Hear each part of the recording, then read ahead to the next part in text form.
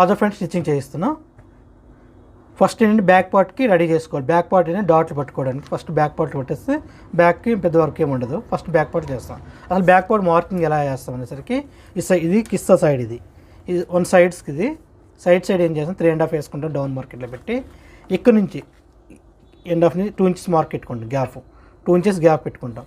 తర్వాత ఇక్కడ నుంచి అంటే ఒక 5.5 తగ్గట్టు 5 to 5.5 పెట్టుకుంటాం స్పేస్.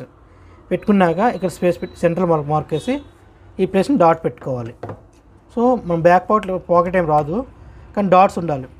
డాట్స్ ఎలా పెట్టాలని దీనికి చూడండి. ఇక్కడ నుంచి 3.5 లెంత్లో 3.5, ఇక్కడ నుంచి 2 ఇంచెస్, ఇక్కడ నుంచి గ్యాప్ వచ్చి 5.5 పెట్టా.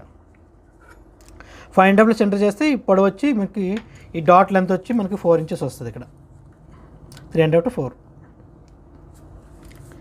ఇట్లా